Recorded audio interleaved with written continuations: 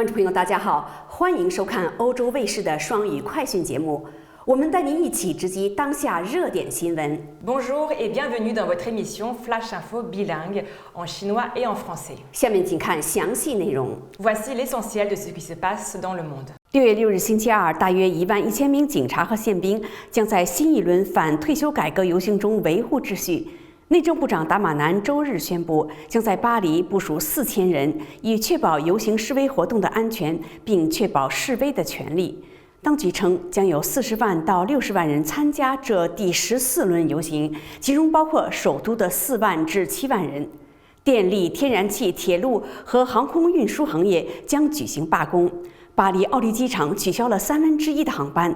在巴黎，示威将于下午2点从荣誉军人院出发，到意大利广场结束。Pas moins de 11 000 policiers et gendarmes seront mobilisés mardi 6 juin dans le cadre de la nouvelle journée de manifestation contre la réforme des retraites. Parmi eux, 4 000 seront déployés à Paris pour assurer la sécurité des manifestations et garantir le droit de manifester, a annoncé dimanche 4 juin le ministre de l'Intérieur, Gérald Darmanin, sur Twitter.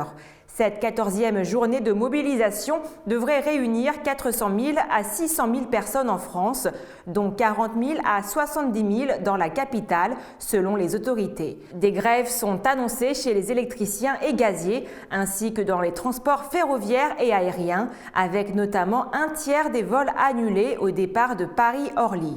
À Paris, la manifestation partira des Invalides à 14 h en direction de la place d'Italie. 马克龙总统授予前农业部长德诺蒙蒂和前主管残疾人事务的国务秘书克鲁塞尔女士国家功绩勋章。德诺蒙蒂荣获骑士勋章，克鲁塞尔女士荣获司令勋位，这是最高的荣誉。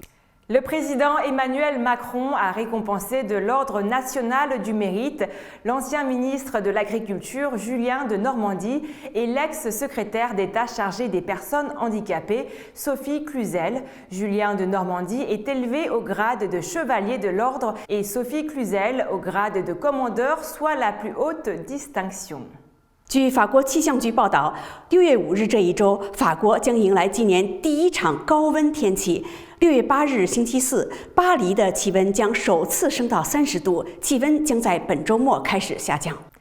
Cette semaine du 5 juin, la France devrait connaître son premier épisode de chaleur de l'année, a rapporté la chaîne Météo. Selon Régis Crépé, météorologue à la chaîne Météo, la barre des 30 degrés devrait être atteinte à Paris pour la première fois de l'année, jeudi 8 juin, et les températures retomberont en fin de semaine.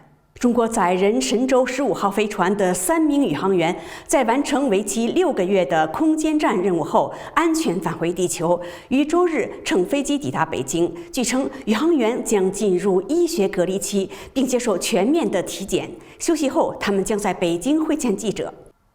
Les 3 astronautes du vaisseau spatial habité chinois Shenzhou 15 sont arrivés dimanche 4 juin à Beijing par avion après leur retour en toute sécurité sur Terre à la suite d'une mission de 6 mois dans la station spatiale.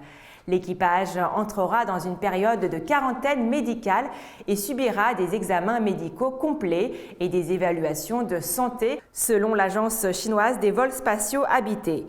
Ils rencontreront la presse à Beijing après s'être reposés.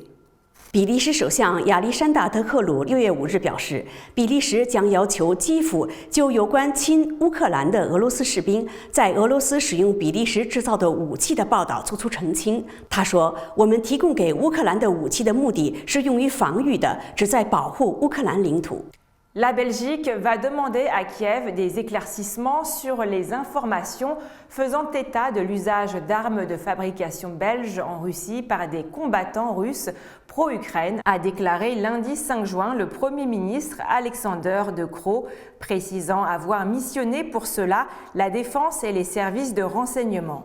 Il a déclaré « La règle est stricte, elle est claire. Nos armes fournies à l'Ukraine, c'est pour des objectifs défensifs, pour défendre le territoire ukrainien.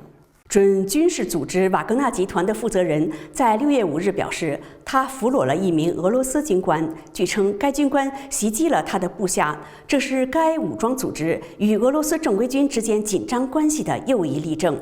该组织的负责人说，调查正在进行中，一些事实不能公开，但我这里有调查的初步报告和视频，可以证明确实发生了什么。 Le chef de l'organisation paramilitaire Wagner a affirmé lundi 5 juin avoir fait prisonnier un officier russe dont l'unité aurait attaqué ses hommes, une énième illustration des tensions entre ce groupe armé et les forces régulières russes.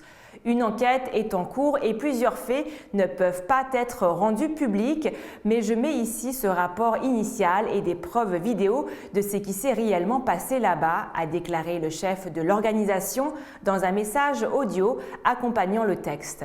Les faits remonteraient au 17 mai dernier. C'est la fin de votre émission. Merci à tous de l'avoir suivi. À très vite sur Mandarin TV. 本次节目到此结束，谢谢收看，我们下次节目再会。